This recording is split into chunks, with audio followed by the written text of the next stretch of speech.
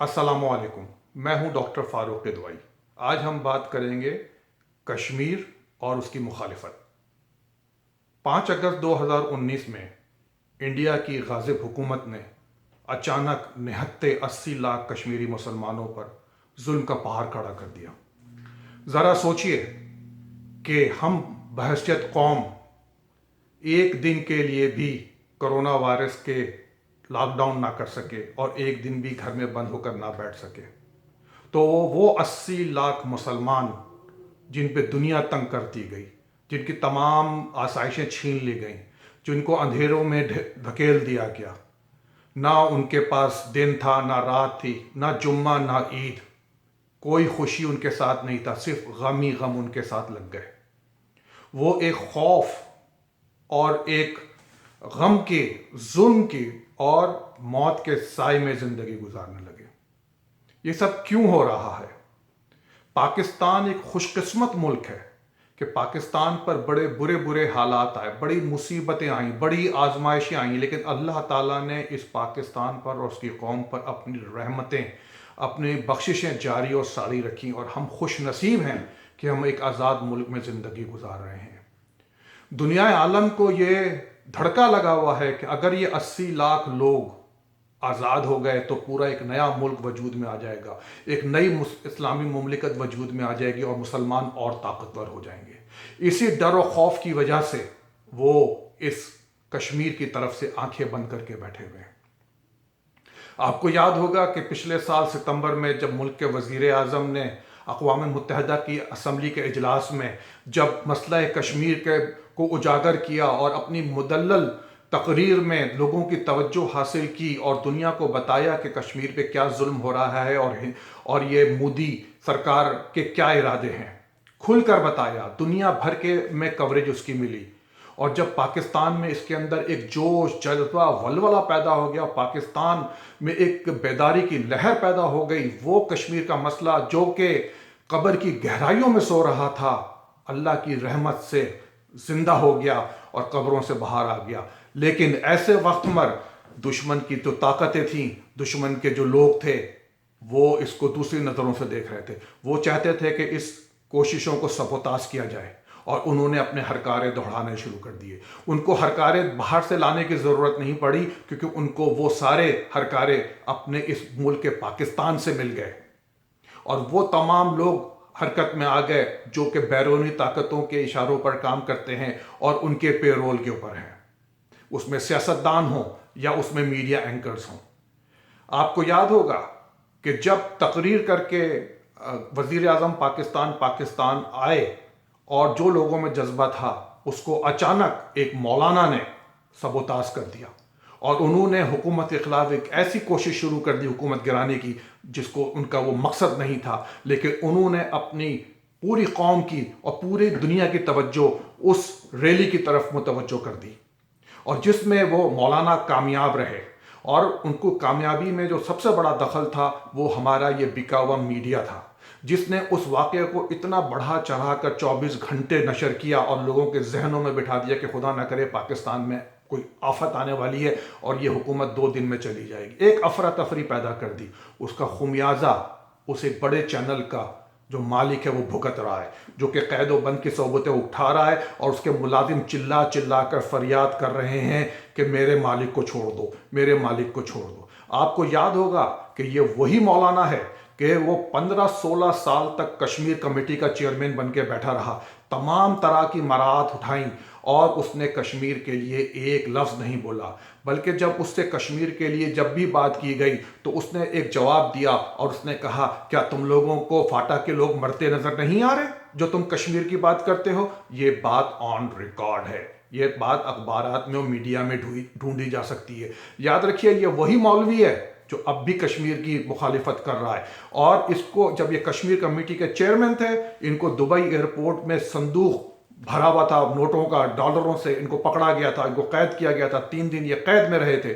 और जब ये पाकिस्तान की हुकूमत ने इनको छुड़वाया, ये वापस आए थे, इन्होंने तहरीक इस्तकाक जमा कराई कि कश्मीर कमेटी के चेयरमैन को दुबई वालों ने क्यों कैद किया, और इनको तकरीबन उस वक्त के 40 से 50 लाख रुपए की मराद इनको मुख्तलिफ अशकाल में देके इनको छोड़ा गया। क्या किरदार है इनका, یہ کیا کریں گے، یہ کیسے مسلمان ہیں؟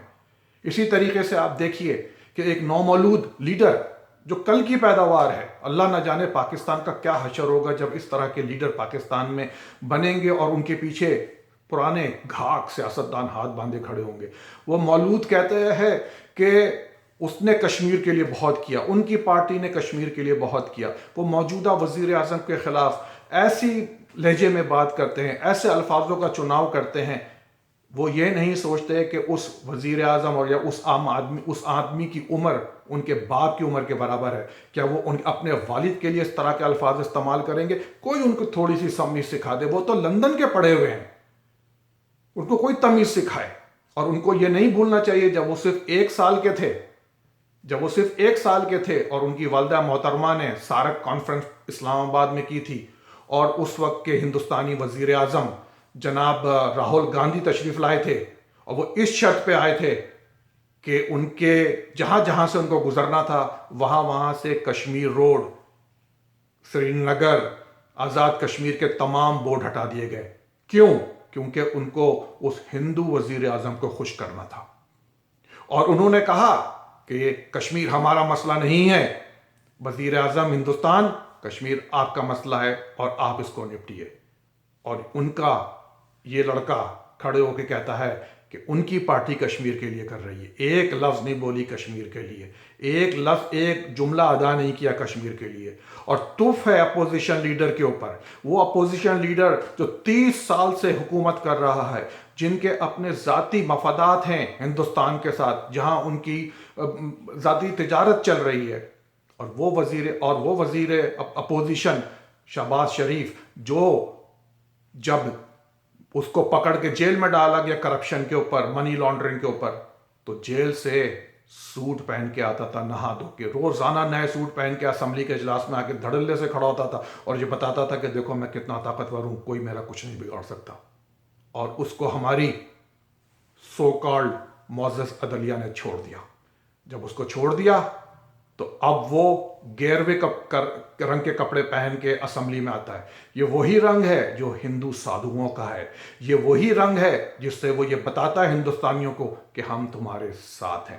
اسی لیے جب وہ اسمبلی کے فلور پہ کھڑے ہوتے ہیں اور کشمیر کاز پہ بات ہوتی ہے تو وہ حکومت کی ہر اس کوشش کو جو کشمیر کے لیے کر رہی ہے وہ اس کے خلاف بات کرتے ہیں۔ وہ یہ تاثر دینا چاہتے ہیں کہ ہندوستانیوں اور غیر ملکی طاقتوں، یہ جو کچھ بھی ہو رہا ہے یہ ہماری زبان ساتھ نہیں دے رہی ہے، ہمارے قلم ساتھ نہیں دے رہے ہیں، ہم سے یہ زور اور زبردستی سے کروایا جا رہا ہے۔ اور ان کا چھپا ہوا اشارہ اس طاقت کی طرف ہے جس کی طرف یہ اکثر اظہار کرتے رہتے ہیں۔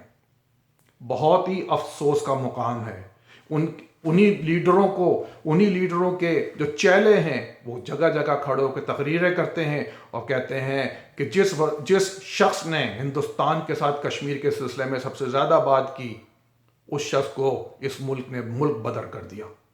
افسوس ہے اس کہنے والے پر، افسوس ہے اس کے منہ سے یہ بات نکلی، لیکن وہ ایک ناقابت اندیش شخص ہے، اس کے منہ سے ایسی باتیں نکلتی رہتی ہیں۔ افسوس ہے ہماری انتظامیہ پہ کہ ایسے لوگوں کے منہ کیوں نہیں سی دیتی۔ وہ شخص یہ بھول گیا کہ اسی کے قائد نے برملا سر عام سب کے سامنے میڈیا پہ یہ کھڑے ہو کر کہا تھا کہ بھارت میں جو بھی حملے ہوتے ہیں وہ ہم کرواتے ہیں، اور اس کا اشارہ ہماری مسلح افواج کی طرف تھا۔ وہ غدار ہے، اس کو بالکل وہی سزا ملنا چاہیے تھی جو کہ حسینہ واجد نے اپنے ملک میں ان لوگوں کو دی جنہوں نے 1971 میں ملک بنتے وقت ملک کی مخالفت کی تھی اور اس کے لیے الفاظ ادا کیے تھے۔ ان سب کو اس حکومت نے پھانسی پہ چڑھا دیا۔ ہمارے یہاں بھی ایسا ہی کچھ سلسلہ ہونا چاہیے تاکہ مستقبل میں کوئی ایسی باتیں کہنے والا نہ ہو۔ میں آج کل دیکھ رہا ہوں کہ سوشل میڈیا بھی پہ لوگ طرح طرح کی بھانت کی بولیاں بول رہے ہیں۔ کوئی کہتا ہے کہ جناب یہ جو نقشہ بنا کے پیش کیا گیا ہے یہ نقشہ تو بہت پہلے سے بنا ہوا تھا، اب یہ ریلیز کیا گیا ہے۔ کوئی کہتا ہے کہ جی 9 لاکھ فوج لا کے جو ہے نقشے کی مدد میں انڈیا کی بٹھا دی ہے۔ کوئی یہ کہتا ہے کہ جی روہنگیا کے مسلمان کہاں گئے، فلسطین کے مسلمان کہاں گئے، چین کے مسلمان کہاں گئے۔ بھائی پہلے اپنے گھر کی آگ بجھاؤ۔ یہ ہمارے نبی پاک صلی اللہ علیہ وسلم کی سنت ہے کہ پہلے اپنے گھر والوں کو دیکھو، پھر اپنے پڑوسی کو دیکھو، پھر اپنے محلے کو دیکھو. تو ہم کو بھی یہی کرنا چاہیے، اور ہم نے کیا ہے. ہم نے ان تمام لوگوں کی مدد کی ہے، کر رہے ہیں اور کرتے رہیں گے. تو اس لیے آپ وہ مکھی بنیے جو کہ لوگوں کو فائدہ دیتی ہو، یعنی کہ شہد کی مکھی جو کہ اچھے پھولوں کا رس چوستی ہے اور آپ کو شہد دیتی ہے جس میں تمام قسم کے صحت یابی یا شفا اللہ تعالیٰ نے رکھ دی ہے. آپ وہ عام سی مکھی نہ بنیے جو کہ گندگی پہ بیٹھتی ہے. اس لیے فتنہ نہ پھیلائیے، لوگوں میں غلط معلومات مت دیجیے، چیزوں کو ایک اچھی طریقے سے لینے کی کوشش کیجیے. یقیناً میں اس موقع پر یہ بات ضرور کروں گا کہ کشمیر کے ساتھ ساتھ ہمیں اپنے ان پاکستانی بھائیوں بہنوں کو نہیں بھولنا چاہیے جو آج بنگلہ دیش کی کیمپوں میں محصور ہیں. ان بیچارے بنگلہ دیش میں محصور پاکستانیوں کا کیا قصور ہے؟ ان کا یہ قصور ہے کہ وہ مشرقی پاکستان میں رہتے تھے؟ کیا وہ قصوروار ہیں ملک کو دو لخت کرنے والے؟ ہمیں چاہیے کہ ہم ان کے لیے بھی فوری کوشش کریں. وہ تو صرف 2.5-3 لاکھ ہیں، زیادہ سے زیادہ 5 لاکھ ہوں گے. کشمیری 80 لاکھ ہیں. 80 لاکھ پہ توجہ آپ جو دے رہے ہیں وہ بہت اچھی ہے، لیکن 5 لاکھ کا مسئلہ 2 دن میں حل ہو سکتا ہے، کیونکہ آپ کے برادر ملک بنگلہ دیش بھی ان سے چھٹکارا حاصل کرنا چاہتا ہے. لے آئیے ان کو بھی اپنے ملک میں. وہ ہمارے مسلمان بھائی بہن ہیں. کیا ان کا حق پاکستان پر نہیں ہے؟ ان کا بھی پاکستان پر اتنا ہی حق ہے جتنا آپ کا ہے. ذرا سوچئے کہ اگر اس جگہ پہ اس کیمپ میں آپ ہوتے. میری ویڈیو پسند آئے اس کو سبسکرائب کیجئے، شیئر کیجئے اور مجھے اپنے کمنٹ سے مطلع کیجئے. السلام علیکم.